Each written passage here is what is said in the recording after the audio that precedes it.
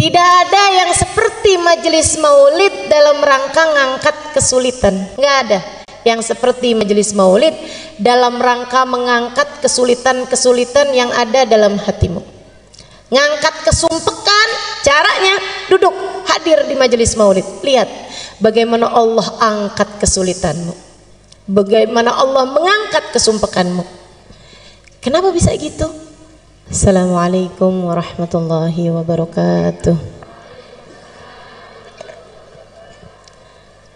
Alhamdulillah, wassalatu wassalamu ala Rasulillah Muhammad ibn Abdillah wa ala alihi wa sahbihi wa man walah.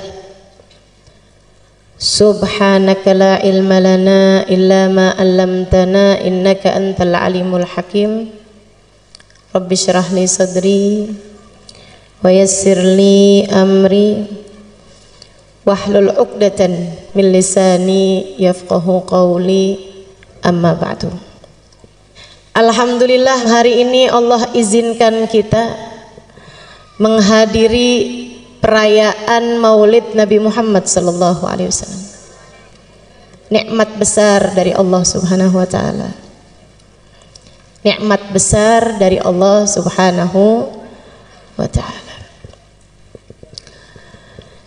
Waktu saya sampaikan kepada guru saya Hubabah Nur, saya bilang, Hubabah, doakan saya bikin acara maulid. Beberapa tahun silam saya telepon beliau, saya bilang doakan acaranya berkah. Beliau bilang, Halimah, hadhihi ni'mah 'azimah tahtaj ila syukri. Beliau bilang, Halimah, nikmatnya bisa buat majelis maulid, bahkan nikmat untuk sekedar hadir majelis maulid adalah nikmat besar yang harus disyukuri. Yang kalau disyukuri Allah janji la in syakartum la azidannakum. Kalau disyukuri bakal ditambahi. Kalau kita syukuri, kita hargai nikmat kita hadir di majelis maulid, insya Allah Allah tambahi tahun-tahun depan tetap bisa bikin majelis maulid. La in syakartum la azidannakum wala in kafartum. Tapi kalau kamu ingkari, kalau kamu menganggapnya sebagai kenikmatan kecil, kalau kamu menganggapnya sebagai ya daripada nganggur di rumah, ya daripada tidur mendingan deh dengerin ada orang bikin majelis maulid, kamu tidak menghargai kenikmatan tersebut, inna azabi lasyadid. Sesungguhnya azab Allah sangat besar. Wa awwalul azab, dan awal azabnya tersebut adalah raf'un ni'mah, adalah diangkatnya kenikmatan tersebut sehingga di masa-masa berikutnya kita tidak ditakdir Allah untuk hadir majelis maulid kembali. Na'udzubillah. Ibu, kalau umur ibu sampai tahun depan pengen hadir lagi apa enggak? Adik-adik, kalau tahun depan umur panjang mau hadir lagi apa enggak?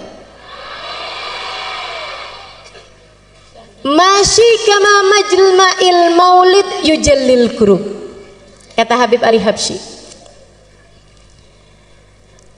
Tidak ada yang seperti majelis maulid dalam rangka ngangkat kesulitan. Enggak ada lagi yang kayak majelis maulid dalam rangka bikin seneng hati yang hadir. Subhanallah, nggak di mana. Kalau hadir majelis maulid, asal majelis maulidnya benar, asal majelis maulidnya khusyuk, tidak ditunggangi kepentingan-kepentingan apapun, hadir majelis maulid benar, sampai seanak-anak kecil yang hadir pada girang, pada seneng, pada hatinya berbunga-bunga, ketawa-ketawa, lari-lari, senang bener. Coba perhatikan, semua senang hadir majelis maulid. Masyi kama majma'il maulid yujallil kurub. Kata Habib Ali Al-Habsyi, nggak ada yang seperti majelis maulid dalam rangka mengangkat kesulitan-kesulitan yang ada dalam hatimu. Ngangkat kesumpekan, caranya duduk hadir di majelis maulid. Lihat bagaimana Allah angkat kesulitanmu, bagaimana Allah mengangkat kesumpekanmu. Kenapa bisa gitu? Sebab katanya Nabi Muhammad, inda dzikri salihin tanazzalatir rahmah. Ketika disebut nama orang soleh, kita ngobrol nyebut nama orang soleh, turun rahmatnya Allah. Dan Nabi Muhammad nggak bilang tanzil, tapi tanazzal.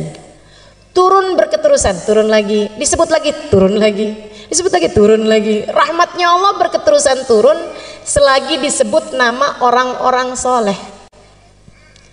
Kalau nama orang soleh disebut bisa menurunkan rahmat, bagaimana jika yang disebut adalah ainur rahmatillah, adalah hakikat rahmatnya Allah, yang kata Allah, wa ma arsalnaka illa rahmatan lil alamin. Kami utus engkau wahai Nabi Muhammad sebagai rahmat bagi alam semesta. Jadi begitu disebut nama Nabi Muhammad turun rahmat. Dan tidak ada majelis lebih banyak disebut nama Nabi Muhammadnya daripada majelis maulid. Betul nggak?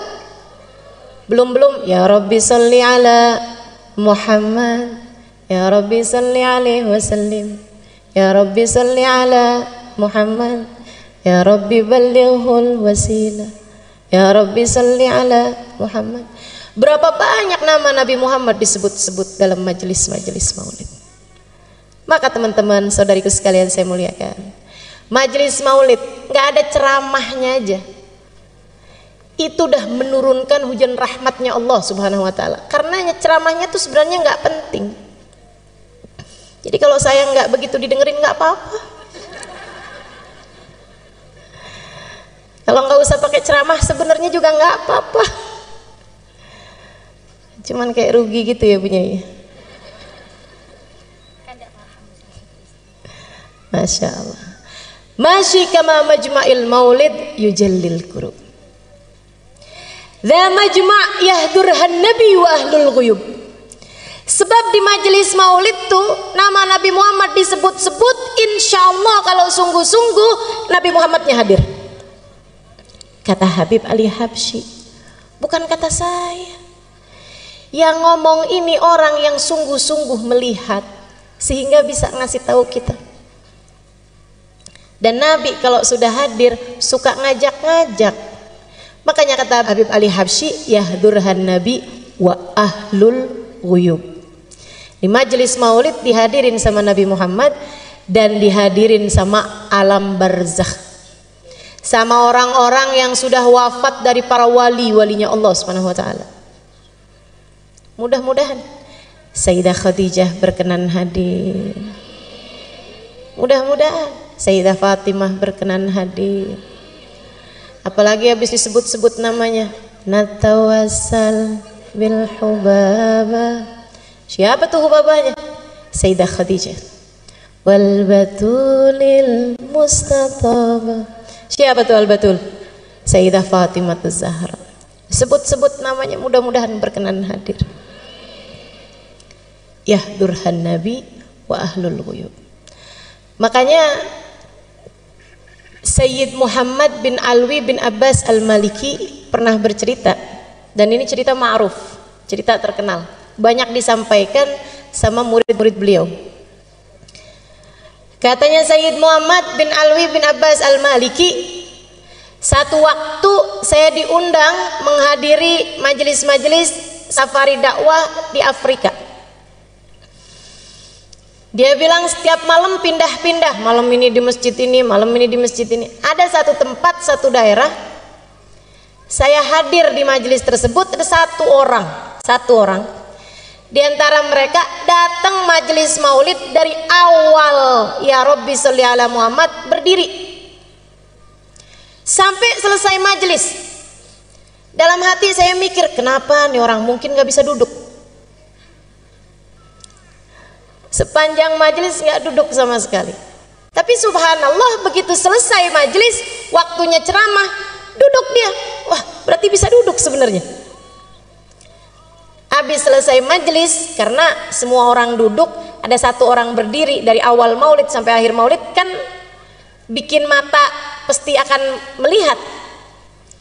Sayyid Muhammad tanya sama panitia, Kiai, itu yang tadi dari awal majelis maulid sampai akhir majelis maulid berdiri itu kenapa? Oh itu.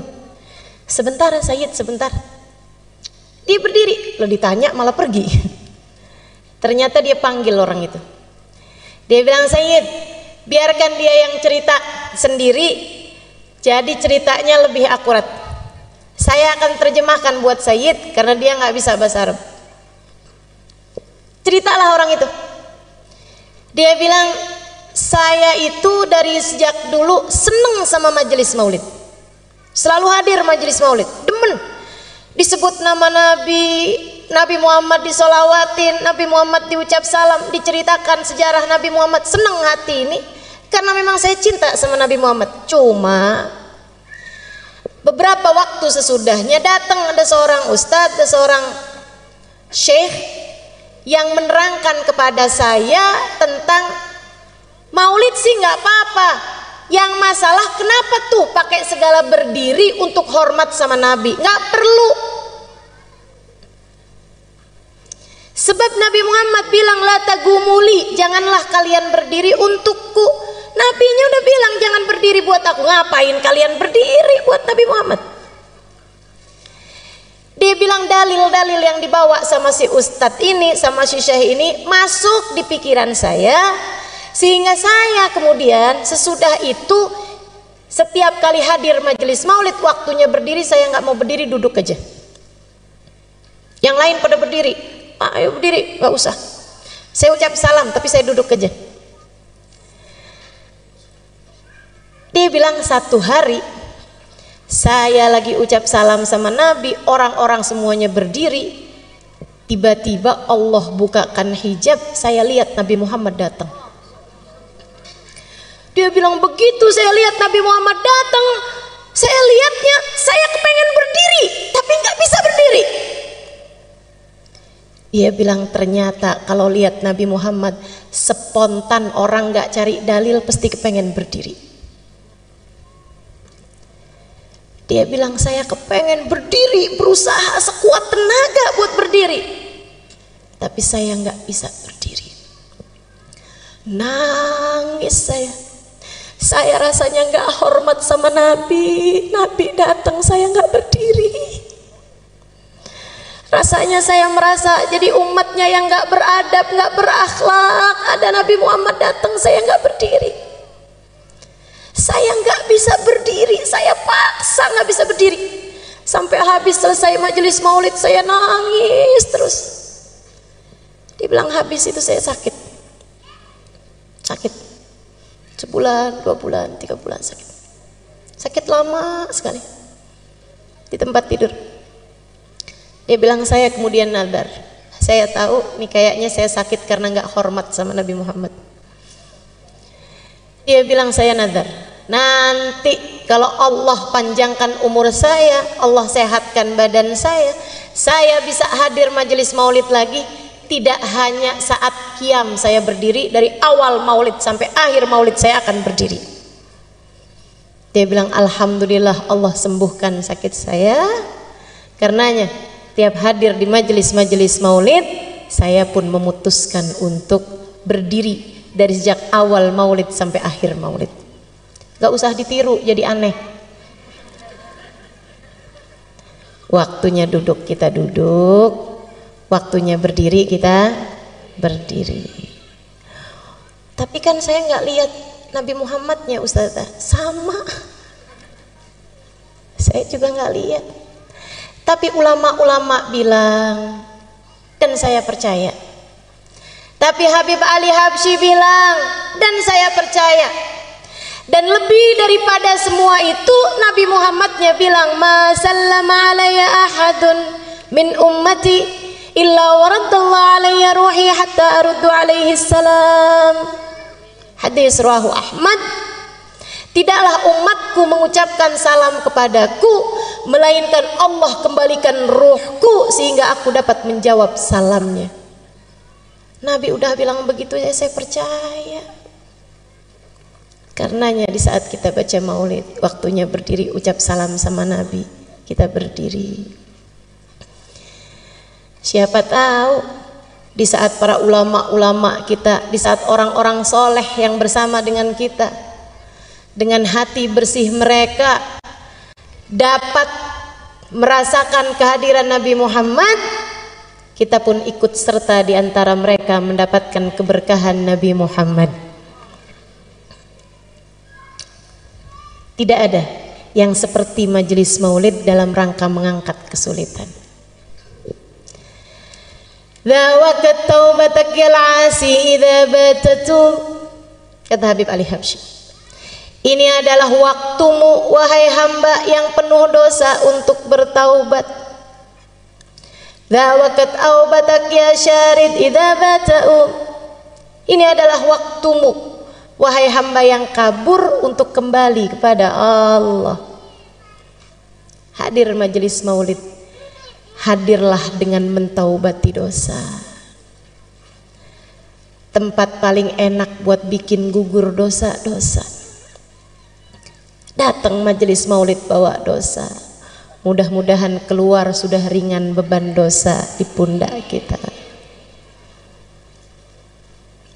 Hadir masih jauh dari Allah, mudah-mudahan keluar dari majelis maulid sudah didekatkan kepada Allah.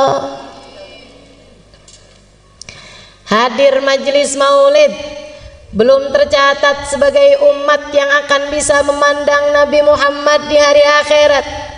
Keluar dari majelis maulid namanya sudah ada dalam daftar orang yang kelak akan memandang wajah Nabi Muhammad. Hadir bawa hati, bukan hanya sekedar bawa badan. Sebab yang diceritakan di majelis maulid, yang disebut di majelis maulid tidak lain tidak bukan manusia paling agung, baginda kita Nabi besar Muhammad.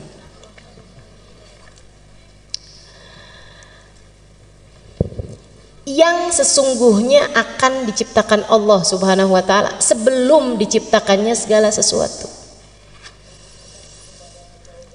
Nabi Muhammad sallallahu alaihi wasallam, laula kama khalaqtul aflaq. Andai tidak karenamu wahai Nabi Muhammad tak akan kuciptakan langit bumi dan isinya.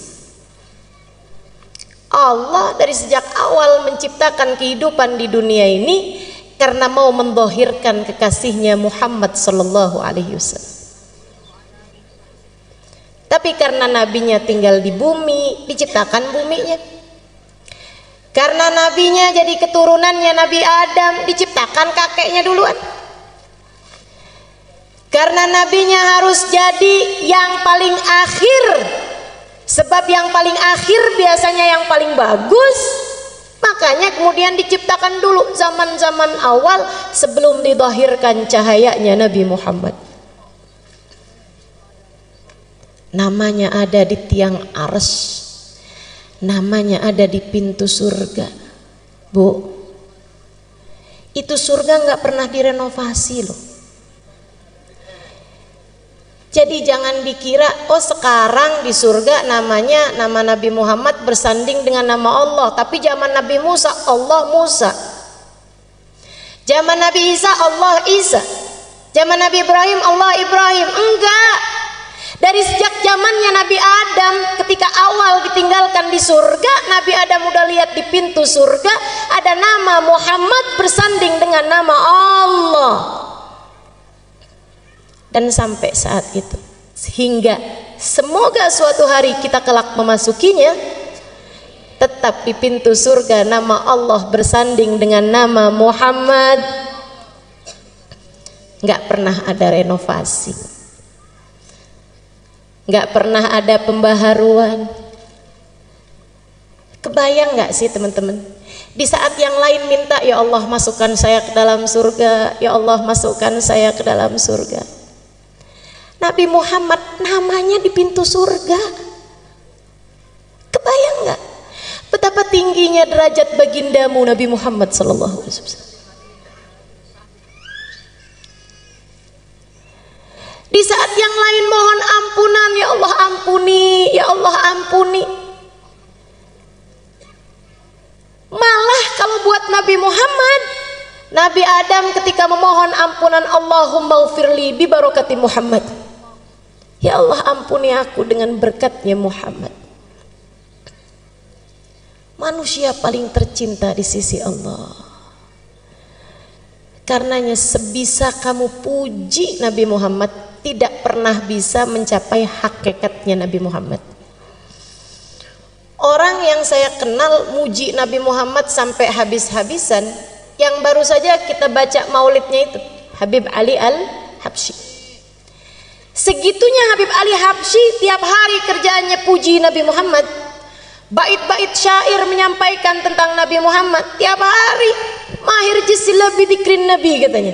Saya nggak gerak, saya nggak ngapa-ngapain kecuali pikiran ini selalu mengingat Nabi Muhammad. Kadang dari kangennya Nabi pengen cepet mati aja dah. Ya kadu min syiddati syuaqi fuadi yatir ilal habibil ladzi hubbu sakan fid dhamir. Dia bilang dari kangennya nih hati udah nggak tahan, aduh ya Allah cepetan deh ketemuin saya sama Nabi, terbangin roh ini menuju Nabi Muhammad, matikan saya. Habib Ali Habsyi pujiannya kepada Nabi Muhammad, al jannah masaqani min wasfiha illa likaunil hibbi fihi khayyama.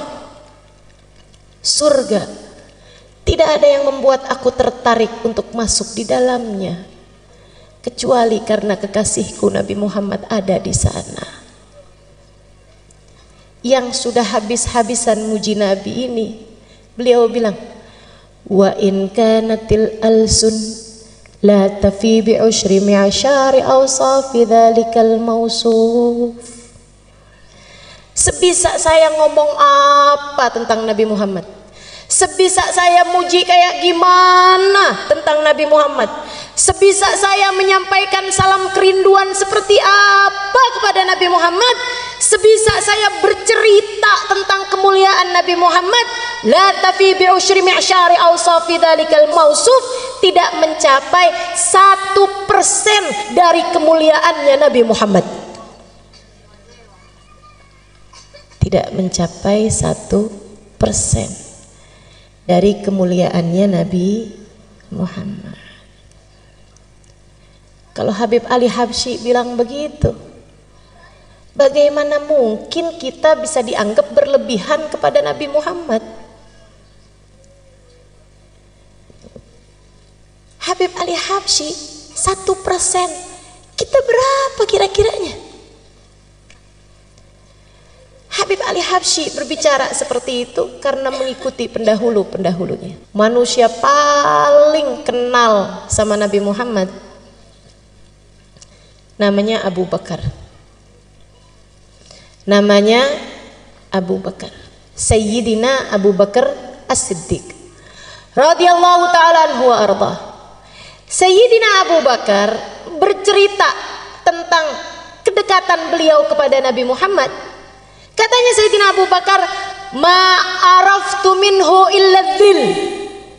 Saya tuh kenal sama Nabi Muhammad itu hanya baru sekedar bayangannya aja. Hakikatnya Nabi Muhammad saya belum pernah tahu. Orang paling dekat loh sama Nabi Muhammad, bilangnya saya hanya baru kenal bayangannya aja.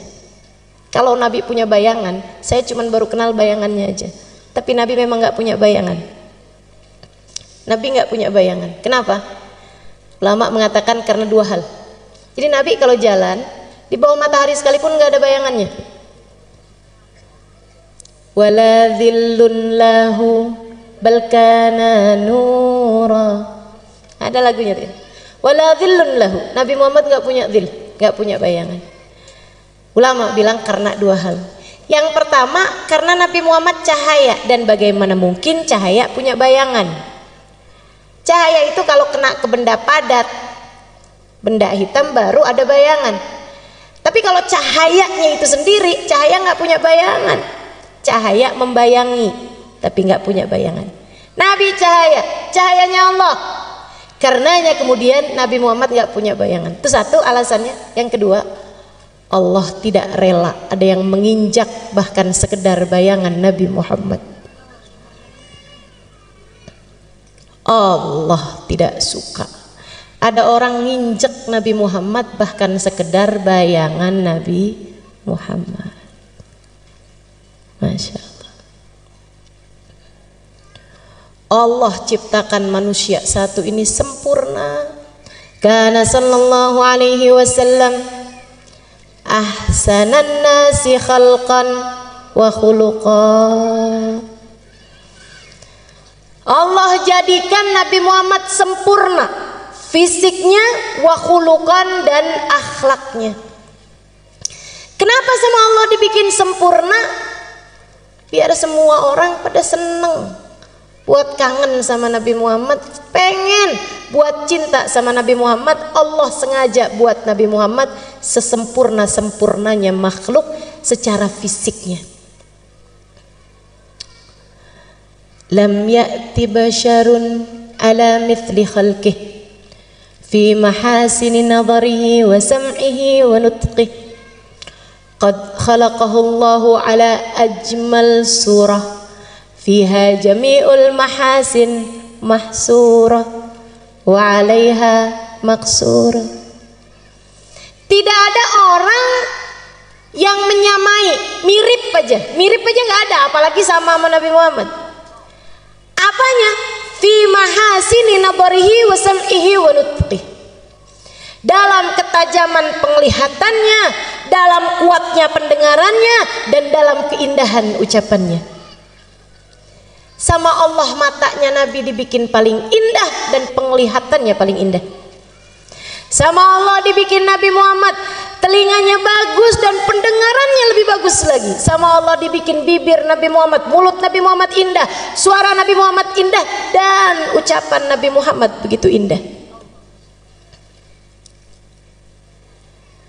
Fiha jami'ul mahasin mahsurah. Dalam diri Nabi Muhammad semua keindahan ada. Jadi kalau kau tanya rambut siapa paling indah, rambutnya Nabi Muhammad. Kalau kamu tanya alis siapa yang paling cakep, alisnya Nabi Muhammad.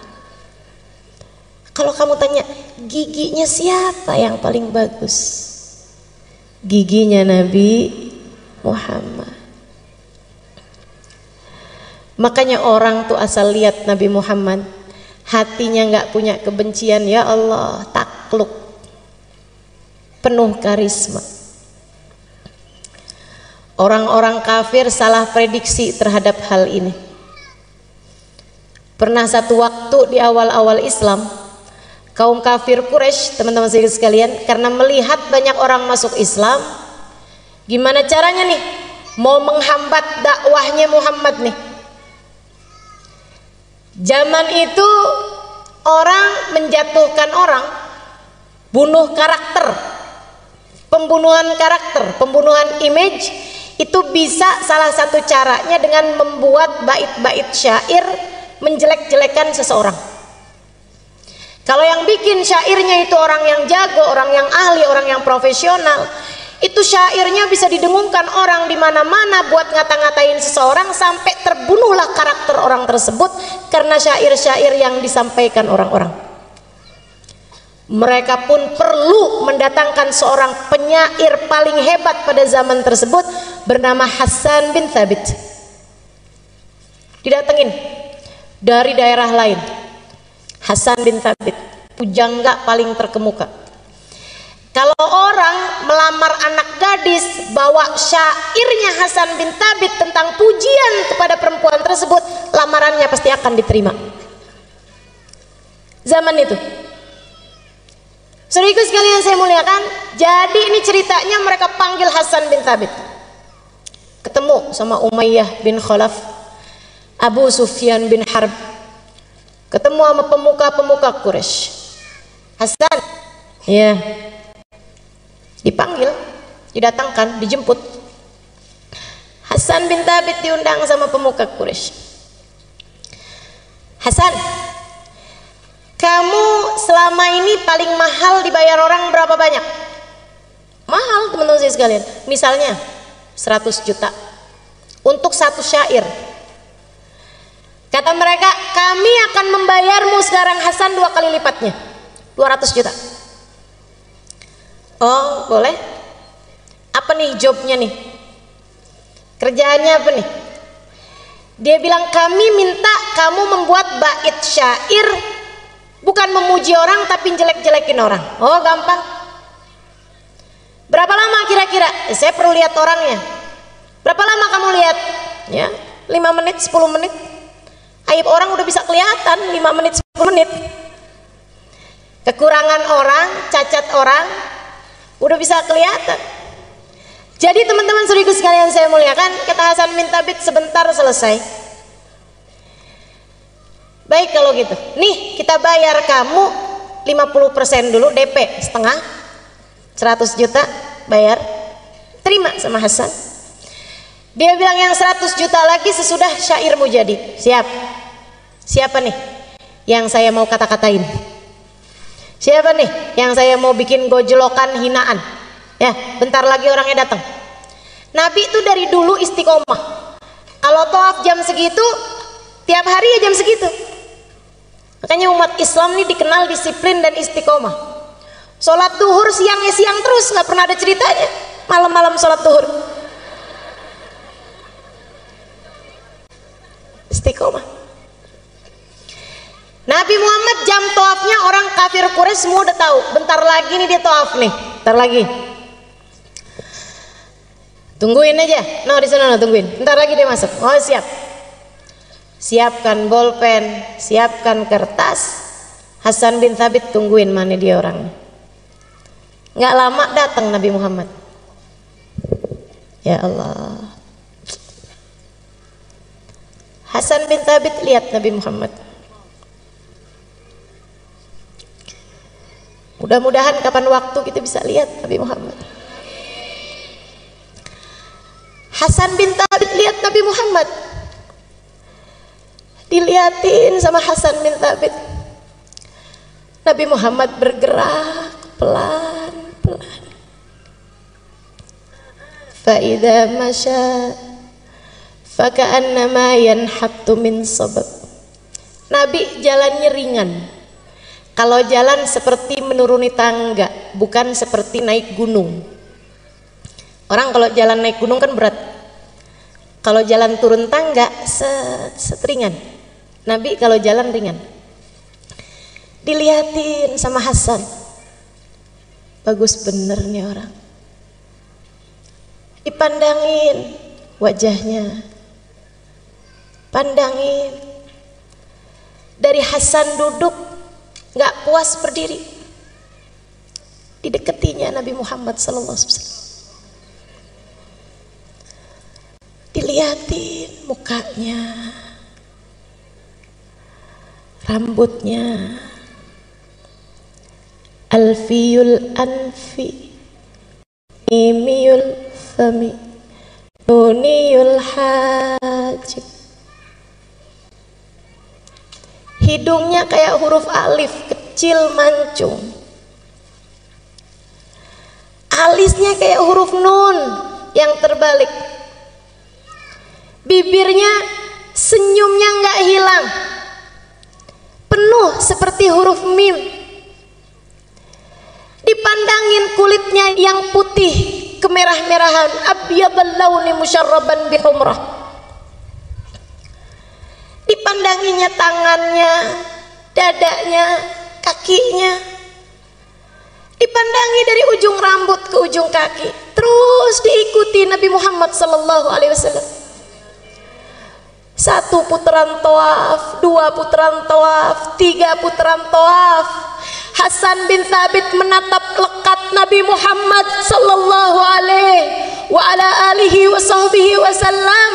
Hingga selesai Nabi Muhammad tawaf, Nabi kemudian keluar dari mataf, dari tempat tawaf, dan tidak terlihat mata kembali. Pulang. Hasan bin Thabit duduk dan menuliskan bait-bait syair.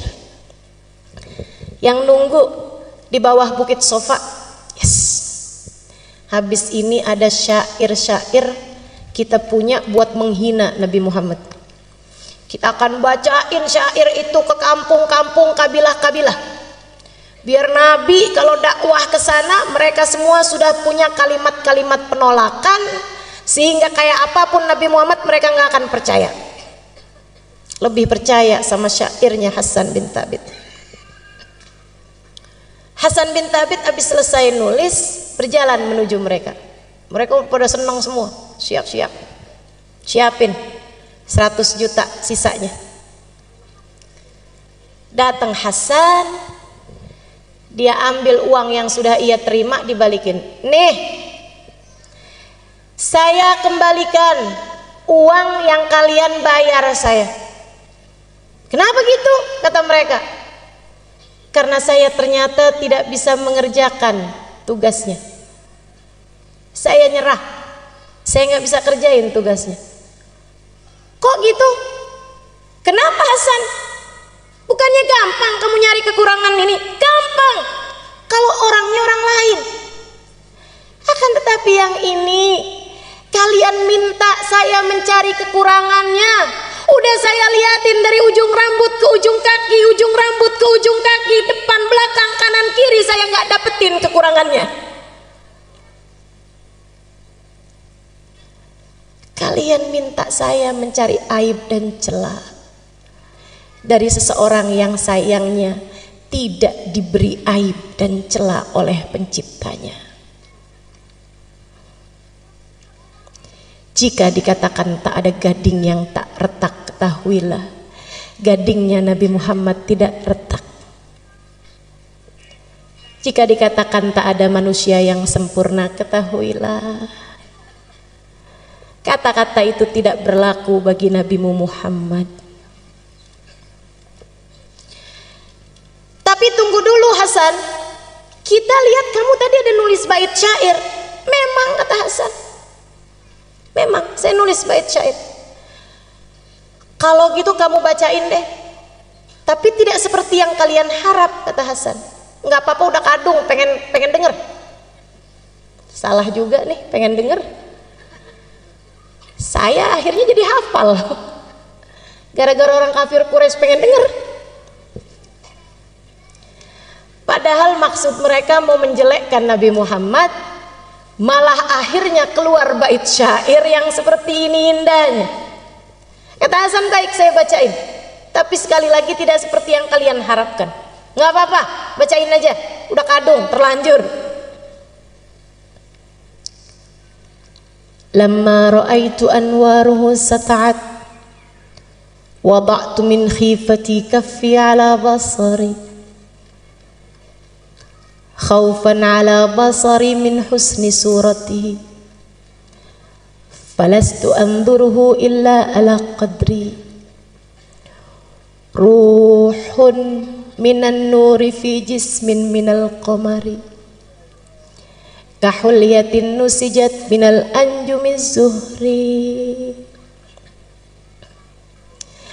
Lama ra'aitu anwaruhu sata'at, ketika aku lihat cahaya itu datang, segera aku letakkan telapak tanganku di mataku. Segera aku tutup mataku dengan kedua tanganku. Kenapa? Khaufan ala basari min husni suratihi. Aku takut kilau cahayanya membuat mataku buta. Falastu anzuruhu illa al qadri. Padahal aku hanya bisa melihatnya sekemampuanku, bukan sehakikatnya orang itu. Ruhun minan nur. Yang satu ini bukan manusia, akan tetapi ruhnya terdiri dari cahaya. Fi jismin minal qamari, badannya bukan daging, bukan tulang, badannya adalah purnama di saat sempurna. Kahulyatin nusijat minal anjumiz zuhri, memandangnya seperti memandang untayan mutiara yang masing-masingnya terdiri dari bintang paling cemerlang di angkasa. Kata Hasan, dan aku kira orang yang tadi aku lihat pastilah nabi yang diutus kepada umat ini. Maafkan saya, dan saya berterima kasih kepada kalian semua, sebab kalian telah menjadi sarana saya beriman kepada Nabi akhir zaman. Hasan bin Thabit nggak jadi pulang, pergi ke rumah Nabi Muhammad alaihi salam. Di depan Nabi dia bilang, wahai Rasulullah, izinkan aku, ajarkan aku untuk bisa masuk ke dalam agamamu. Nabi jabat tangannya, qul asyhadu an la ilaha illallah wa asyhadu anna Muhammad Rasulullah. Nabi kita, namanya Nabi kan pantasnya ketemu sama umatnya. Namanya umat kan pantasnya diketemuin sama nabinya. Bukan begitu? Mudah-mudahan jangan ada yang terhalang. Mudah-mudahan jangan ada yang terhijab. Mudah-mudahan jangan ada yang tertutup. Mudah-mudahan jangan ada di antara kita yang gak dianggap sebagai umat Nabi Muhammad. Sakit kalau di hari akhirat gak bisa jumpa Nabi Muhammad. Fawail liman la yarani ya Aisyah. Celaka yang di hari akhirat nanti tidak dapat berjumpa denganku wahai Aisyah. Sungguh celaka teman-teman saudariku sekalian. Nggak usah di akhirat, di dunia aja kita diceritakan tentang para sahabat berjumpa Nabi Muhammad, dan kita merasa begitu iri dan cemburu kepada mereka semuanya. Di dunia aja nyesel benar nggak bisa ketemu Nabi Muhammad. Di dunia aja nyesel begini nggak pernah ketemu Nabi Muhammad. Di dunia aja kepengen begini ketemu sama Nabi Muhammad. Di dunia aja kangen begini sama Nabi Muhammad. Gimana rasanya kalau di hari akhirat nggak boleh ketemu sama Nabi Muhammad? Makanya semoga tidak ada yang terhalang. Kita doakan anak-anak kita, saudara-saudari kita, orang-orang yang kita sayangi, kedua orang tua kita, jangan ada yang terhalang dari Nabi Muhammad. Jangan ada yang terhalang dari memandang wajah indah Nabi Muhammad. Semuanya biar kebagian insya Allah. Dulu ada satu sahabat tua, tinggalnya dekat Mekah, satu kampung. Jadi ada kampung di dekat Mekah. Waktu Nabi Muhammad dakwah di Mekah, dakwahnya belum nyampe ke kampung itu, karena dia agak dalam. Waktu Nabi Muhammad udah pindah ke Madinah, ada orang tua di kampung tersebut, ada dai nyampe ke sana, dakwah di sana. Akhirnya dia malah masuk Islam. Ada orang tua nih masuk Islam. Umur 60 mau 70-an tahun. Tua. Tiap hari diceritain tentang Nabi Muhammad, ya Allah kangen. Biasanya orang dari manapun kampungnya kalau masuk Islam hijrah ke Madinah atau sekurangnya sowan ke Madinah. Cuman nih orang, dia udah tua, jadi tidak memungkinkannya untuk berangkat ke Madinah. Dia malah justru lebih dekatnya sama Mekah. Jadi orang pada berangkat ke Madinah, dia nggak kuat kakinya, nggak kuat badannya, tapi pengen ketemu sama Nabi. Ya Allah, kayak apa tuh Nabi? Tiap hari nanya, Ustadz sama dai-nya nih, ya sahabi Rasulillah, ceritain dong sama saya Nabi Muhammad. Ntar kalau udah diceritain, ya Allah kapan ketemu sama Nabi Muhammad? Ntar kalau doa, ya Allah jangan mati dulu saya sebelum ketemu Nabi Muhammad. Subhanallah, satu waktu Nabi Muhammad datang ke Mekah untuk Fathu Mekah tahun ke-8 Hijriah. Jadi dia dengar Nabi Muhammad ada di Mekah. Nabi Muhammad ada di Mekah. Senengnya hati. Jadi Nabi sekarang ada di Mekah nih. Siap-siap. Siap-siap. Minum vitamin, minum madu. Pokoknya siap-siap kuatin badan. Di waktu yang sudah dia atur berangkat. Dari kampung dia ke Mekah. Di jalan mikir, bayangin kayak apa ya Nabi Muhammad, ya Allah, kayak apa Nabi Muhammad. Nabi bikin saya kenal sama Allah. Ya Allah, Allah baik benar. Alhamdulillah ya Allah, alhamdulillah. Tua-tua kayak begini masih Engkau izinkan buat mengenalmu ya Allah, alhamdulillah. Engkau memang dermawan ya Allah, Anta Karim, ya Karim, ya Karim. Sepanjang jalan dinyebut-nyebut ya Karim. Allah baik benar, dermawan benar. Sampai nyampe di Mekah. Dia nyampe di Mekah, mikir, ketemu Nabi dulu apa tawaf dulu.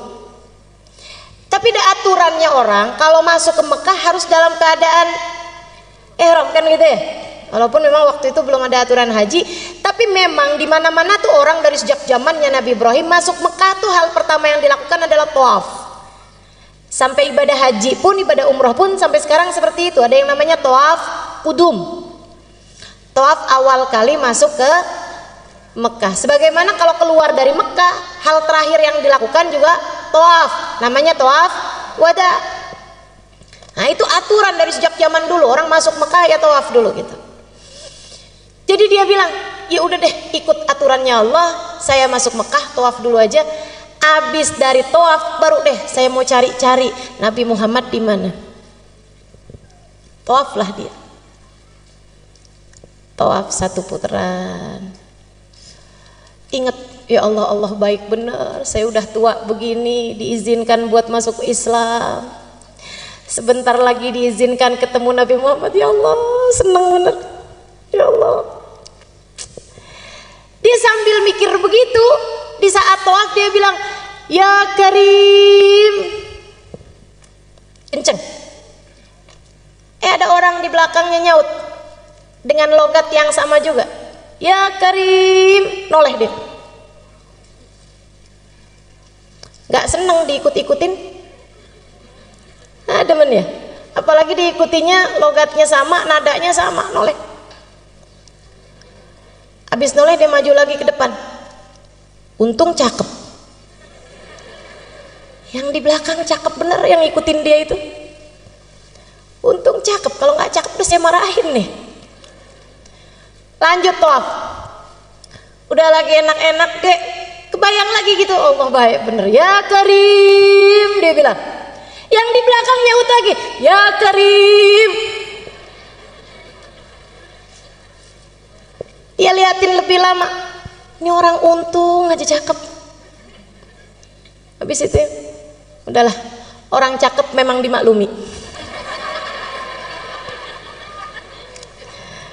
Keunggulan buat orang cakep ini ya. Urusan-urusan suka rada gampang. Katanya yang cakep. Karena saya enggak, jadinya saya cuma bisa cerita aja. Teman-teman saya ikut sekalian. Akhirnya dia pun konsentrasi lagi. Dia lupakan nih orang di belakangnya yang cakep ini tadi.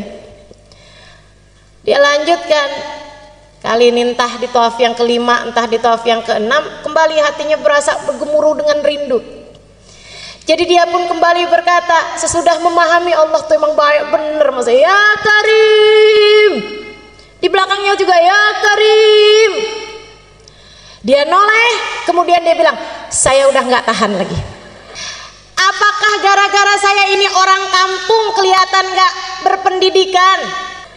Saya datang dari kabilah jauh, dari kampung pedalaman, karenanya kamu bisa mengolok-olok saya.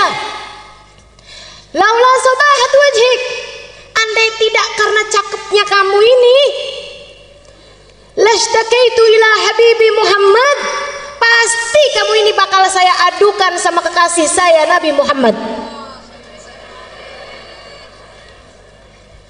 Yang di belakang senyum lebar, yang diajak ngobrol senyumnya lebar. Terus tanya, Ama ta'rif nabiyyaka ya akhal Arab. Memangnya Bapak nggak pernah ketemu sama Nabi Muhammad? Jangan salah, saya memang belum pernah ketemu sama Nabi Muhammad, tapi saya ini beriman udah lama sama Nabi Muhammad. Dan jangan salah, saya memang belum pernah ketemu sama Nabi Muhammad, tapi hati ini bergemuruh rindu sama Nabi Muhammad. Kayak kita, rada mirip juga sih. Jangan salah, kita memang gak pernah ketemu Nabi Muhammad, tapi kita udah beriman sama Nabi Muhammad dari dulu, dari lahir. Waktu kita lahir gak dikasih tahu siapa nama bapak kita, udah dikasih tahu namanya Nabi Muhammad. Betul? Kita emang belum pernah lihat wajah Nabi Muhammad, tapi kita udah tahu rasanya rindu sama Nabi Muhammad. Jadi dia pembelaan nih, bilang, emang saya gak pernah ketemu Nabi, tapi saya cinta sama Nabi. Orang itu senyumnya semakin lebar. Kemudian dia berkata, kalau begitu kenalkanlah Pak, saya Nabi Muhammad. Nabi Muhammad tahu gitu dari tadi ya. Ini malah udah sempet dicemberutin. Dia bilang, ya Rasulullah, dipegang tangan Nabi Muhammad, dia ciumin tangan Nabi Muhammad bolak-balik, dipegang Nabi Muhammad, dia usap-usap Nabi Muhammad. Ya Rasulullah, kangen saya kepadamu wahai Rasul, kepengen nyampe di Madinah tapi udah gak kuat, makanya saya tunggu engkau di Mekah, sebab kampung saya dekatnya sama Mekah. Maafkan saya Rasul, nggak ketemu engkau dari dulu-dulu, bukan nggak kangen, bukan nggak rindu, tapi badan ini sudah tidak lagi mampu menanggung lelahnya perjalanan. Diciumin tangan Nabi Muhammad SAW bolak-balik. Nabi kemudian bilang sama dia, jangan Pak, jangan berlebihan sama saya. Tarik tangannya sama Nabi Muhammad. Malaikat Jibril turun. Jangan berlebihan sama saya. Saya ini hanyalah manusia yang diutus sama Allah untuk menyampaikan wahyu. Jangan kamu berlaku seperti ini kepada saya, seperti perlakuan orang Nasrani kepada Nabi Isa. Malaikat Jibril turun. Bukan negur orang Arab ini, bukan negur Badui ini, bukan. Tapi yang ditegur justru Nabi Muhammad. Kamu salah Muhammad. Qad khussista bi khasa'is min indillah. Engkau justru adalah orang yang paling mulia di sisi Allah. Sehingga kalau ada orang salaman bolak-balik padamu itu pantas. Bahkan lebih dari itu pun pantas. Dan sampaikan kepada orang Arab ini, kepada orang Badui ini, pada orang tua ini, jangan dia tertipu dari kedermawanan Allah, sebab Allah maha berkuasa terhadap siapapun. Allah akan menghisab dia atas segala yang telah Allah berikan padanya. Nabi sampaikan, Pak, kata Allah, Bapak jangan tertipu sama kedermawanan Allah, sebab Allah akan bisa menghisab Bapak. Dia bilang, apa sayuhasibuni Allah Ta'ala ya Rasulullah? Tunggu Rasul, jadi maksudnya Allah tadi ngirim malaikat Jibril ngasih tahu saya bahwa saya akan dihisab gitu sama Allah, saya akan ditanya-tanya sama Allah? Iya Pak, benar Rasul. In hasabani Allah Ta'ala fa ana sa'uhasibullah. Tenang ya Rasulullah, kalau saya sampai ditanya-tanya sama Allah, saya akan balik tanya-tanya sama Allah. Nabi balik nanya, Bapak maksudnya apa Pak, mau menghisab Allah? Dia bilang, in hasabani Allah Ta'ala ala dhunubi. Rasul, Kalau Allah mempertanyakan dosa-dosa saya akan mempertanyakan keluasan ampunannya kepada hamba-hambanya. Ini biarpun kampung tapi cerdas. Walaupun Allah menanyakan kepada saya tentang dosa-dosa saya akan bertanya kepada Allah, dan di mana ampunanmu ya Allah? Bukankah ampunanmu lebih luas daripada seluruh dosa-dosa saya? Bukankah kabarnya dosa-dosa meskipun sebesar apapun, seberat apapun dilempar ke dalam lautan ampunan Allah, hanya akan menjadi kalamami, seperti buih-buih di dalam lautannya Allah Subhanahu wa taala. In hasabani Allah, jika Allah menghisab saya atas kesembronoan saya beribadah, atas kekurangan saya dalam segala macam hal, saya akan menghisab Allah Subhanahu wa taala atas luasnya kemakluman Allah Subhanahu wa taala. Allah kan maha maklum, maha afu. Allahumma innaka afuwun karimun tuhibbul afwa.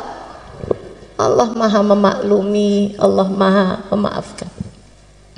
Kalau Allah menghisab saya atas kekikiran saya kok perhitungan mau ngasih orang, karena memang saya punya sedikit, tapi saya hitung-hitung kalau mau ngasih orang.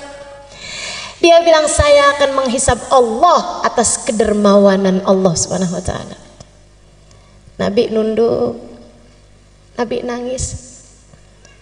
Iya ya, ya Allah, Nabi nangis. Barangkali yang ditangisin sama Nabi saat itu, ya Allah, dosa-dosanya umat saya biarpun banyak, lemparkan ke dalam lautan ampunanmu. Bener nih ya Allah, kalau memang engkau akan menghisab umatku, aku akan mempertanyakan luasnya ampunanmu ya Allah. Nangis Nabi Muhammad. Nabi urusan dosa nangisnya kenceng, kenapa coba? Nabi nggak punya dosa, Nabi tahu itu. Tapi kalau urusan dosa-dosa Nabi Muhammad nangisnya kenceng. Yang dibayangin umatnya nih, para pendosa-pendosa yang nggak berhenti-berhenti bikin dosa terus-terusan. Nabi nangis. Hatta talat lihyatuh, kabarnya sampai basah jenggotnya Nabi Muhammad. Malaikat Jibril turun lagi. Kemudian bilang, ya Rasulullah, kali ini saya bawa pesan dari para malaikat langit.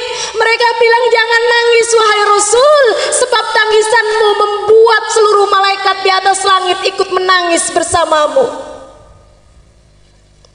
Jangan nangis wahai Rasulullah. Dan sampaikan kabar gembira dari Allah kepada bapak tua ini. Kata Allah bilang, kalau gitu aku nggak jadi menghisab kamu, biar kamu nggak menghisab aku. Kata Allah, aku tidak akan menghisabmu agar kamu tidak menghisabku. Dan sampaikan pula kabar gembira padanya. Innahu min rufaqaik fil jannah. Bapak tua itu kelak akan bersanding denganmu di surga Allah. Bukan hanya nggak dihisab, akan tetapi dia akan bersama dengan Nabi Muhammad kelak di surga. Saya dengar cerita ini, ya Allah, walaupun kita nggak ada jaminannya, tapi kan kita kepengen juga. Karenanya kita minta sama Allah di malam mulia 12 Rabiul Awal. Kita minta sama Allah, ya Allah, ya Allah, ya Allah. Mata ini memang tidak pernah melihat Nabi Muhammad, tapi mata ini pernah menangis rindu kepada Nabi Muhammad. Maka jangan halangkan perindu dari yang dirindui, ya Allah. Jangan halangkan perindu dari yang dirindukan. Izinkan kami berjumpa Nabi Muhammad, ya Allah.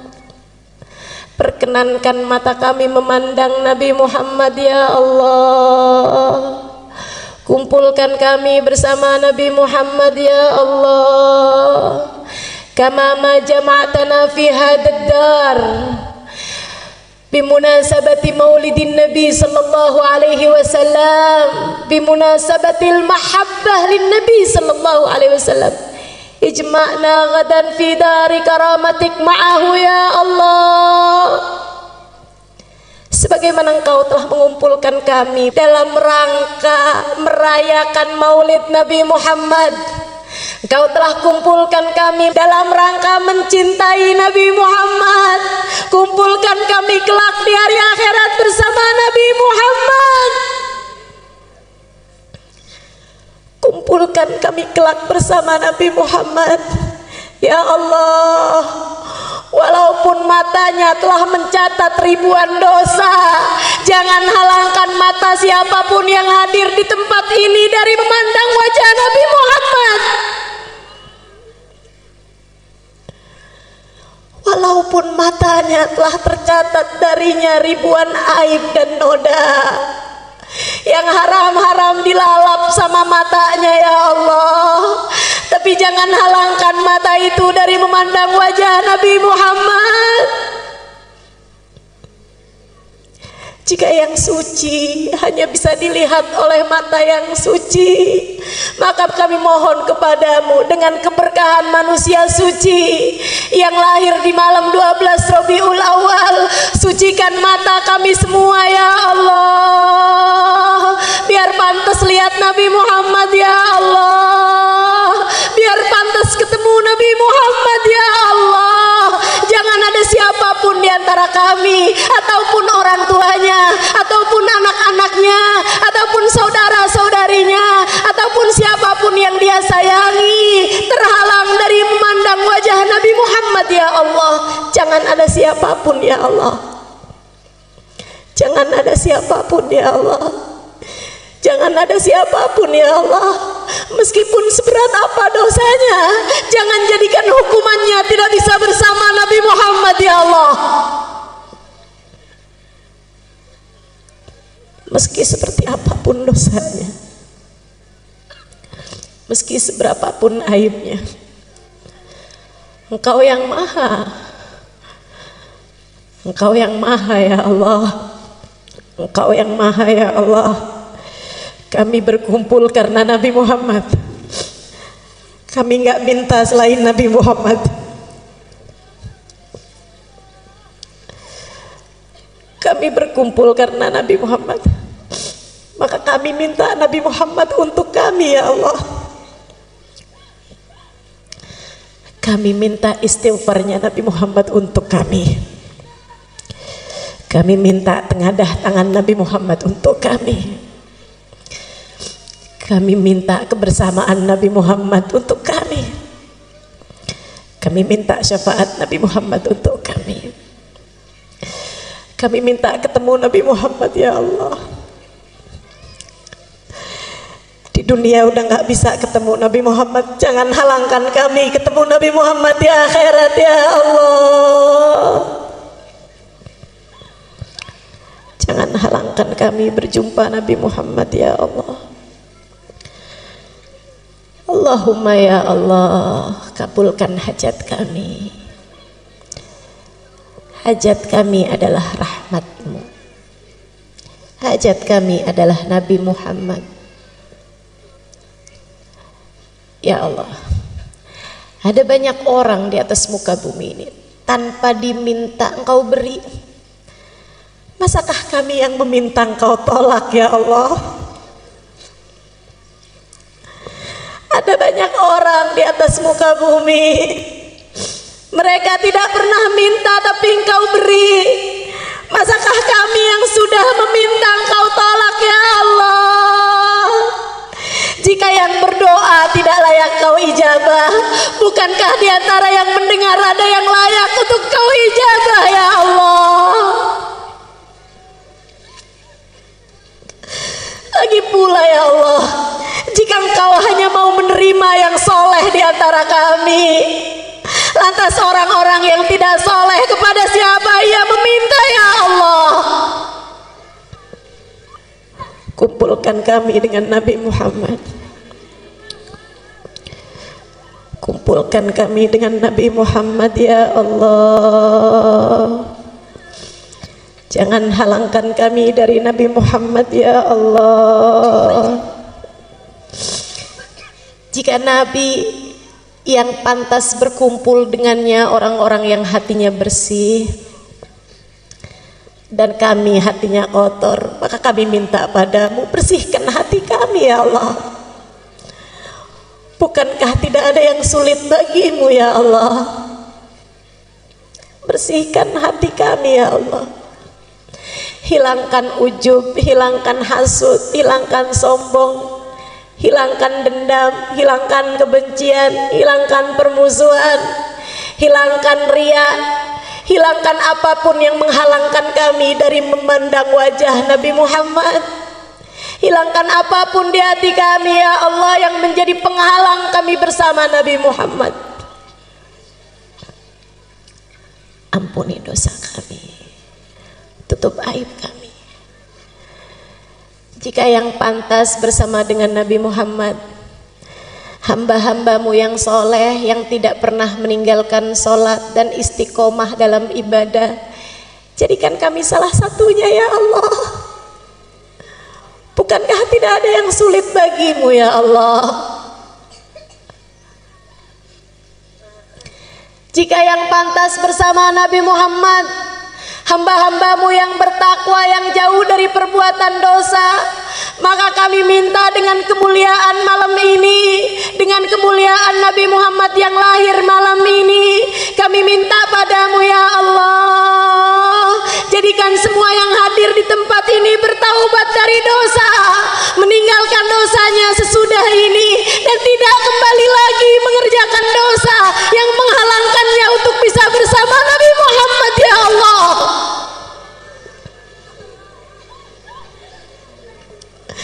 Jangan ada siapapun di antara kami anak durhaka sama orang tua. Kami tahu anak durhaka tidak akan bersama Nabi Muhammad.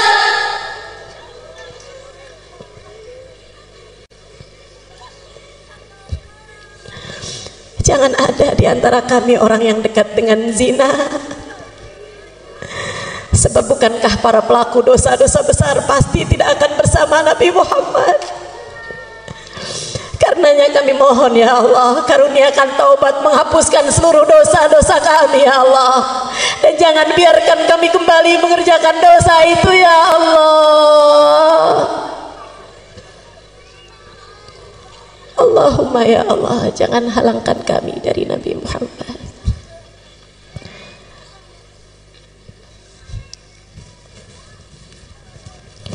Rabbi faj'al mujtama'na ghayatu husnul khitam wa'atina ma qad sa'alna min atayakal jizani wakrimil arwaha minna biliqa khairil anami. Rabbana taqabbal minna innaka antas sami'ul alim, tub alaina innaka antat tawwabur rahim. Da'wahum fiha subhanakallahumma wa tahiyyatuhum fiha salam. Akhir da'wana anil hamdulillahi rabbil alamin. Barakatin Nabi. Al-Fatihah. Rasulillah Muhammad ibn Abdillah wa ala alihi wa sahbihi wa man wala. Subhanaka la ilma lana illa ma 'allamtana innaka antal alimul hakim. Rabbi shrah li sadri wa yassir li amri wahlul uqdatan min lisani yafqahu qawli, amma ba'du. Alhamdulillah, sama-sama kita hormati, kita muliakan sahibatul hajah pada hari ini, Ibu Hajah Fitriani. Kita doakan beliau beserta segenap keluarganya selalu dalam limpahan rahmat ridha Allah SWT. Beliau dan juga Ketua Panitia Ibu Puji Ibrahim dan seluruh keluarga besar dari Ibu Haji Runati dan Bapak Haji Darwita. Kita doakan semoga senantiasa dalam pandangan kasih sayang Allah SWT. panjangkan umurnya, disehatkan badannya, dimudahkan urusannya, kabulkan hajatnya, semakin dicinta Allah SWT dan Rasulnya. Para ustazah bil khusus Ummah Iha, kita doakan semoga selalu dalam pandangan kasih sayang Allah SWT. Para hubabah, para syarifah, para bunyai, pimpinan-pimpinan pondok pesantren, pimpinan-pimpinan majelis ta'lim, yang mudah-mudahan semuanya selalu berada dalam keberkahan, dalam limpahan rahmat ridha Allah Subhanahu wa taala, serta tentu saja dirimu yang hadir di majelis ini, baik ibu-ibu, kakak-kakak, adik-adik, anak-anak, semoga semuanya dirahmati Allah. Semoga semuanya disayang Allah. Semoga semuanya disayang Rasulullah. Semoga semuanya hidupnya dikaruniai kebahagiaan, matinya dikaruniai husnul khatimah. Di akhirat nanti Allah masukkan ke dalam surga di bawah bendera baginda Nabi besar Muhammad sallallahu alaihi wa alihi wasallam, insyaallah. Amin ya rabbal alamin. Bu, Kak, enggak pandang umur, kita semuanya bakalan mati. Betul?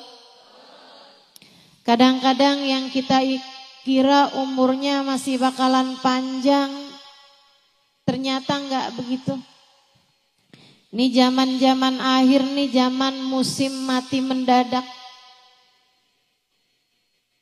Pernah enggak ketemu orang, baru beberapa hari dengar kabar orang itu meninggal dunia?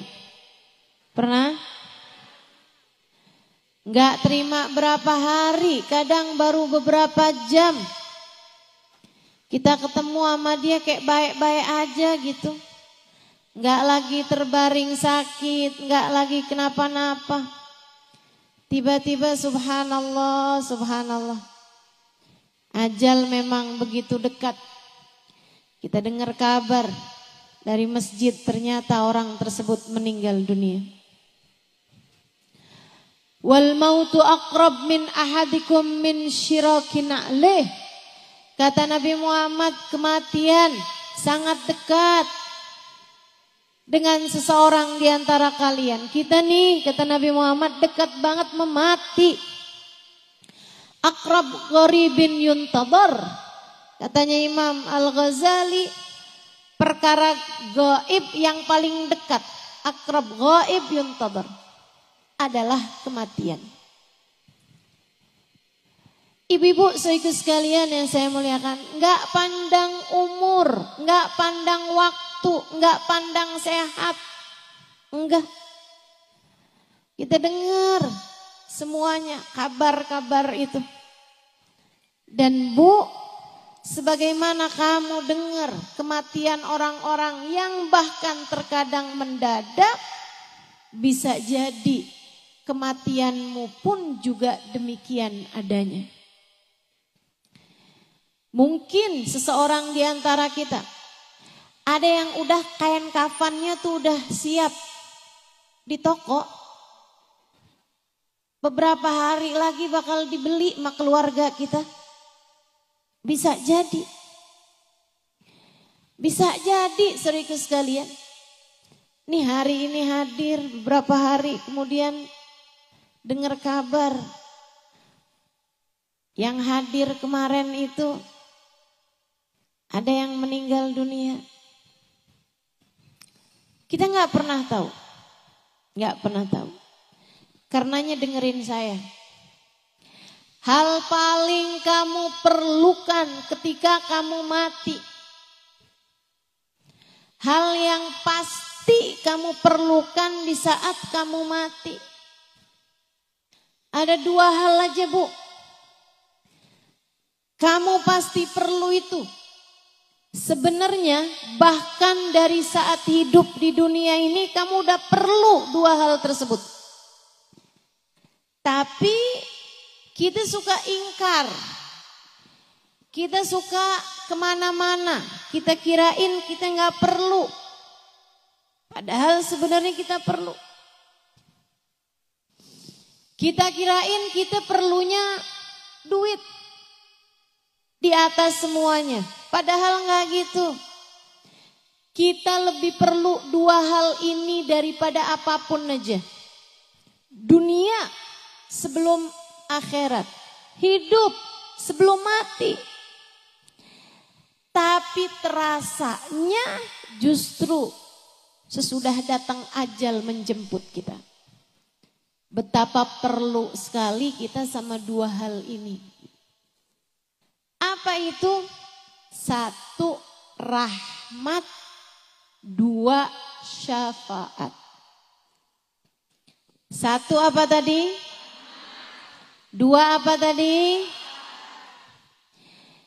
Kita perlu rahmatnya Allah.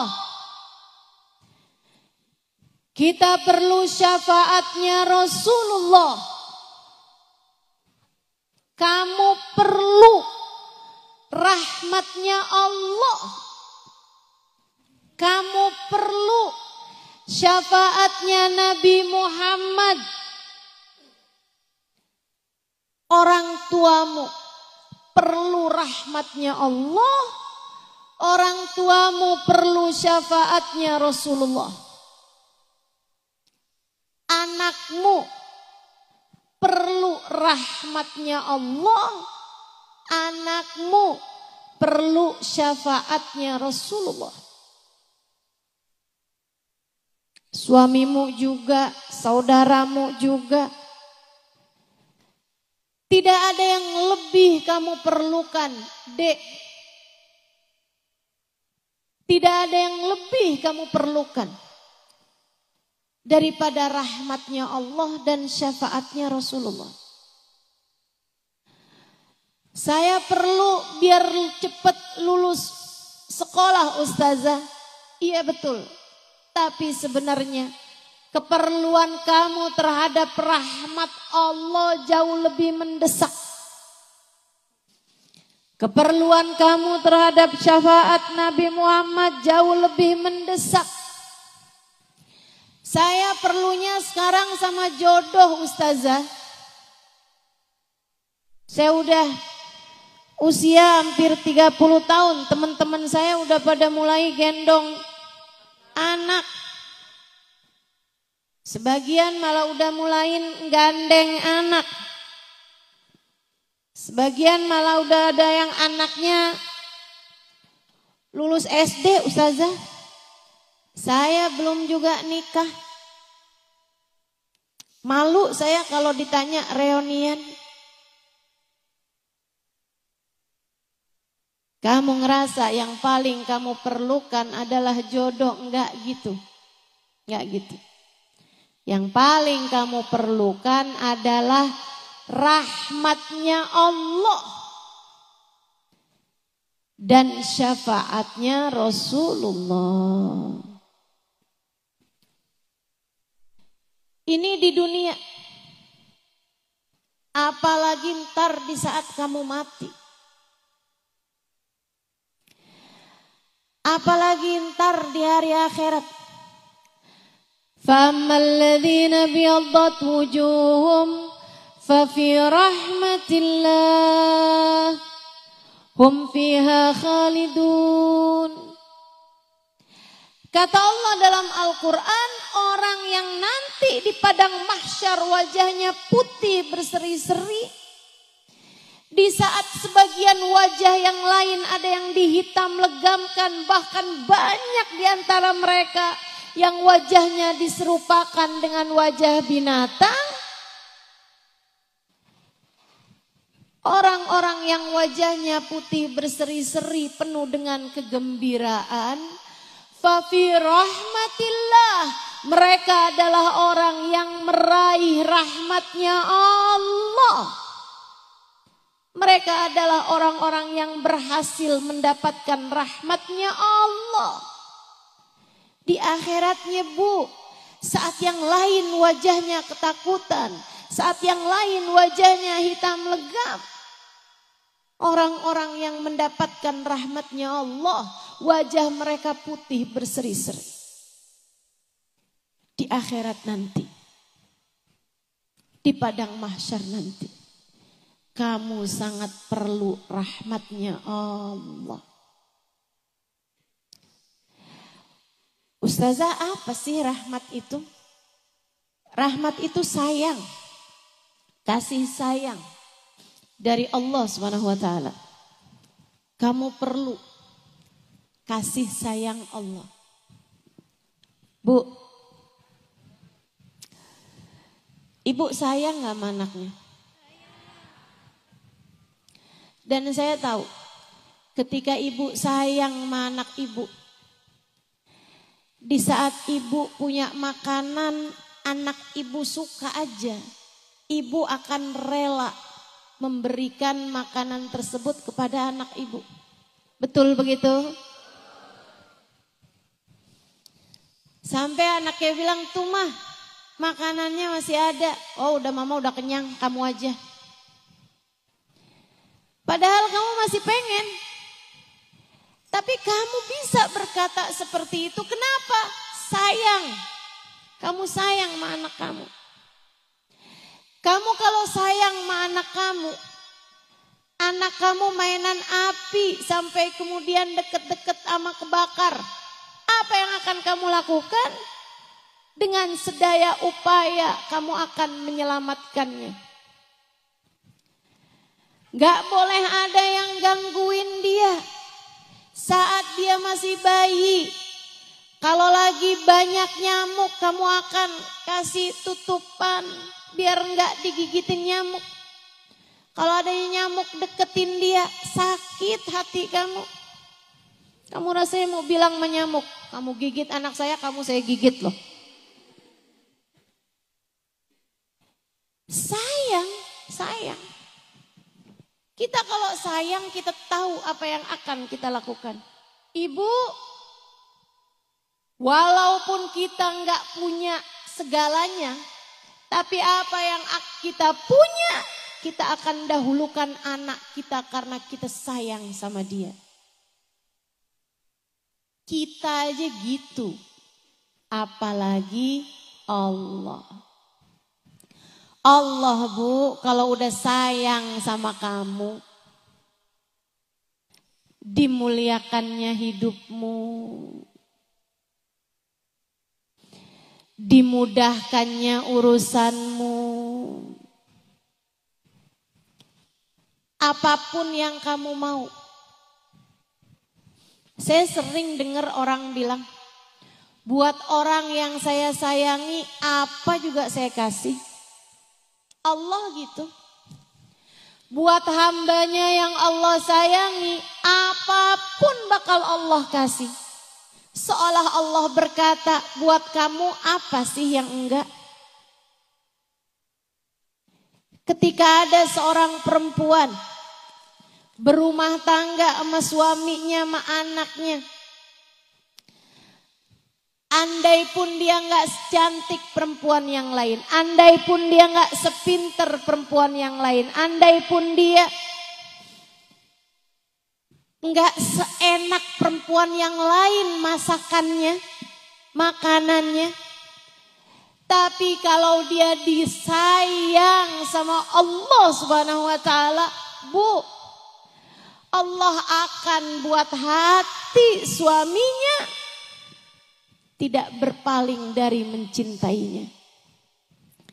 Dan kalau sudah hati suaminya Allah jadikan menghadap kepada perempuan tersebut, hati suaminya menyayangi perempuan tersebut, yang lain bisa apa? Betul gak? Betul gak? Biar digodain sama perempuan kayak gimana pun, kalau Allah yang buat hati suaminya tidak berpaling dari dirinya karena Allah sayang sama dia. Ibu-ibu saudaraku sekalian, enggak ada apapun dan siapapun yang bisa memalingkan hatinya. Kamu mau apa? Saya ustazah, yang penting nih bisa nyekolahin anak di pondok pesantren. Saya janda nih ustazah. Suami saya udah meninggal. Saya setengah mati susah nyariin nafkah buat dia. Bu, lebih daripada kamu perlu nafkah buat anakmu, kamu perlu rahmatnya Allah. Begitu kamu dirahmati oleh Allah SWT, Allah akan mudahkan urusan kamu. Allah bakal mudahkan, digampangin rezekinya, dimudahkan jalannya. Anaknya juga yang di pesantren jadi gampang terima ilmu. Jadi akhlaknya bagus, pelajarannya masuk. Kenapa begitu? Karena ibunya wanita yang dirahmati Allah. Makanya kalau kamu sayang sama diri kamu, kalau kamu sayang sama anak-anak kamu, dua hal ini Bu kamu mesti dapat. Rahmatnya Allah, syafaatnya Rasulullah. Rahmatnya Allah dan syafaatnya Rasulullah. Kamu mesti dapetin kalau kamu sayang sama diri kamu. Dan kamu kepengen hidup kamu dalam keadaan mudah, dalam keadaan lancar semua urusan, dalam keadaan sehat-sehat, baik-baik, hatimu imannya terjaga. Kamu perlu dapat rahmatnya Allah Subhanahu wa taala.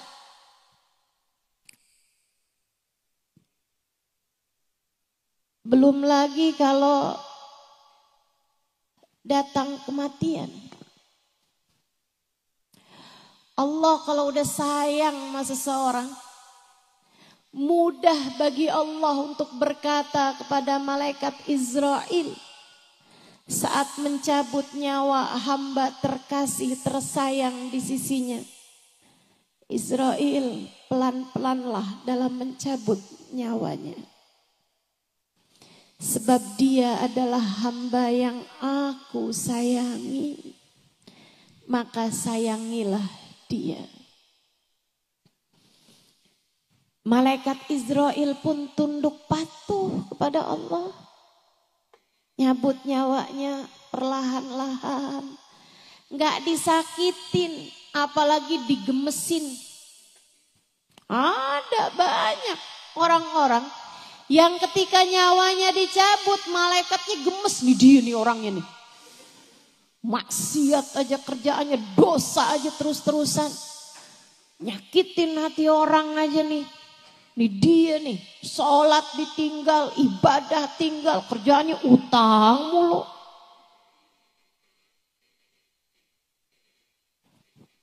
Malaikat gemes nyabut nyawanya. Ya Allah Bu, mudah-mudahan semuanya dikasihani Allah SWT. Mudah-mudahan semuanya disayangi Allah Subhanahu wa taala. Mudah-mudahan semuanya dirahmati Allah Subhanahu wa taala.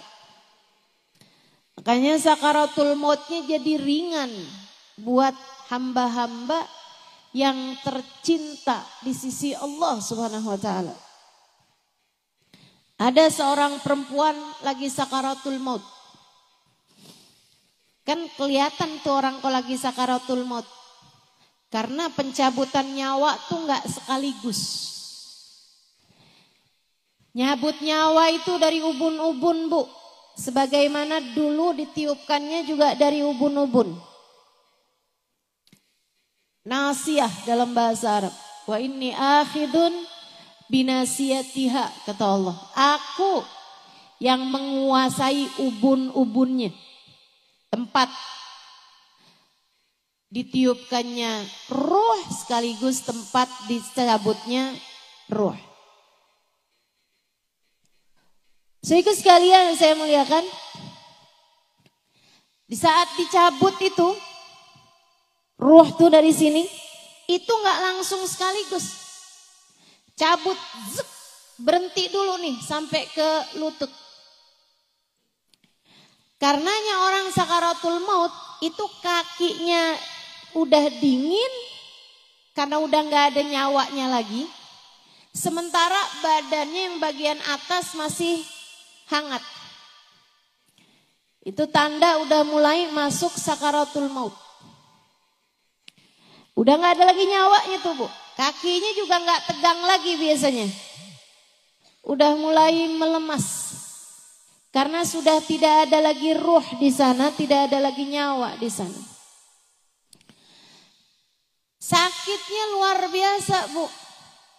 Sayyidina Ali mengatakan la darba bisayf 30 darbah ahab ilayya min sakrah min sakaratil maut. Lebih baik badan saya dipenggal-penggal pedang, kena tebasan pedang 30 kali daripada satu sakaratul maut. Sakit. Karena nyawa kita nih Bu, ruh kita udah bersatu sama badan kita. Di saat dicabut sakitnya luar biasa. Ibu, gigi tambalan aja kalau dicabut sakit Bu. Ibu pasang koyo aja pas dicabut sakit.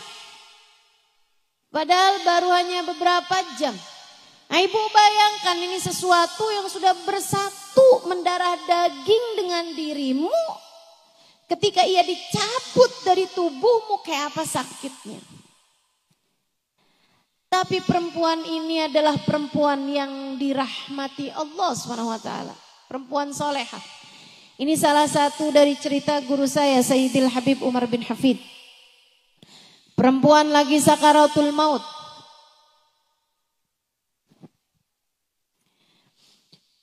Karena dia adalah perempuan solehah, dicinta sama keluarganya. Anak-anaknya pada nangis. Suaminya pada nangis, mantu-mantunya pada nangis, cucu-cucunya pada nangis sekitar dia nih. Nah kalau lagi sakaratul maut tuh kadang-kadang ntar hilang, ntar sadar gitu kan. Dia kembali tersadar. Dia liatin keluarganya pada nangis semuanya. Dia kemudian bilang, ngapain kalian pada nangis? Saya lagi sakaratul maut, mestinya kalian talkin saya. Ditalkinkan syahadat. Mestinya kalian talkin saya kalimat tauhid, bukan malah nangis begini, kata ibunya. Yang sedang sakaratul maut ini tadi. Mestinya kalian bilang nih, la ilaha illallah di telinga saya. Ayo sekarang bilang, la ilaha illallah. Anak-anak, mantu, cucu semuanya pada jawab, la ilaha illallah. Lagi, la ilaha illallah. La ilaha illallah. Lagi, la ilaha illallah. La ilaha illallah. Habis itu meninggal. Bukan orang hidup mentalkin dia. Malah justru dia yang mau meninggal dunia mentalkin yang hidup. Perempuan salehah. Perempuan yang disayang sama Allah Subhanahu wa taala. Almarhumah yang sesungguhnya. Karena arti almarhumah tuh perempuan yang disayang sama Allah. Kenapa Ustazah orang kalau meninggal dunia disebutnya almarhumah? Yaitu doa yang paling dia perlukan. Kita doakan dia semoga menjadi perempuan yang dirahmati Allah SWT, yang disayang sama Allah SWT. Karena memang diperlukan orang di saat meninggal dunia adalah rahmatnya Allah. Sebaliknya Bu, mau sekaya apapun orang, mau sehebat apapun orang, mau sepinter apapun orang, mau dicintanya kayak gimana, kalau udah sakaratul maut ibu-ibu sekalian dan dia ternyata tidak dirahmati Allah Subhanahu wa taala, naudzubillah min dzalik, naudzubillah min dzalik. Kesian. Bahkan banyak di antara orang-orang itu ketika dia tidak dirahmati Allah, Allah bahkan mencabut iman yang telah Allah anugerahkan pada dirinya. Mudah-mudahan Allah tetapkan iman Islam di hati kita. Semoga Allah tetapkan iman Islam di hati kita. Yang kedua yang kita perlukan adalah syafaat. Dari siapa? Dari orang-orang soleh, terutamanya dari manusia paling soleh. Yang kita bahkan sebelum masuk bulan Rabiul Awal sudah memperingati kelahirannya pada hari ini, baginda kita Nabi besar Muhammad. Ustazah, jadi sebenarnya yang paling kita perlukan rahmat atau syafaat? Dua-duanya. Tapi saya kasih tahu Bu, kalau kamu adalah seorang yang dekat dengan Nabi Muhammad, yang disayang sama Nabi Muhammad, maka kamu secara otomatis juga bakalan disayang sama Allah. Sebaliknya, ngerjain apapun kamu, sholatkah, ibadahkah, baik sama suami kah, bakti sama orang tua kah, tapi kamu gak punya rasa cinta sama Nabi Muhammad, sangat sulit untuk bisa mendapatkan rahmatnya Allah. Jadi saling terkait. Kalau kamu dapat syafaatnya Nabi Muhammad, kamu akan dapat rahmatnya Allah. Kalau kamu dapat rahmatnya Allah, kamu pun akan dapat syafaatnya Nabi Muhammad.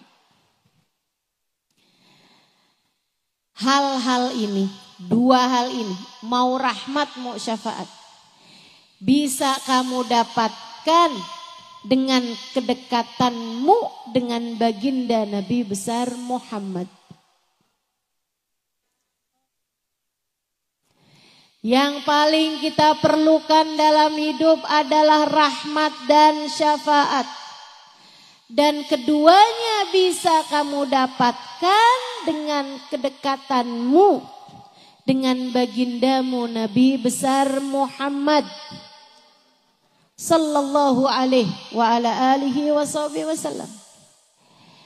Dan kita nih sekarang berada di hari-hari menjelang masuk Rabiul Awal. Bu, Kak, guru saya Sayyidil Habib Umar bin Hafid mengatakan, kata beliau, tidak ada waktu yang lebih cepat mendekatkan kita dengan Nabi Muhammad daripada bulan Rabiul Awal. Kenapa? Sebab bulan Rabiul Awal Allah pilih sebagai bulannya Nabi Muhammad. Nabi Muhammad lahir Rabiul Awal, Nabi Muhammad diutus Allah bi'tsah Rabiul Awal, Nabi Muhammad hijrah Rabiul Awal, Nabi Muhammad pun juga wafat pada bulan Rabiul Awal. Semuanya Allah kasih kepada Nabi pada bulan Rabiul Awal. Emang jadi bulannya Nabi Muhammad. Karenanya ibu-ibu sedikit sekalian, ini mumpung nih ada waktunya buat persiapan. Dari sejak awal maulid kita udah tahu nih mesti ngapain aja.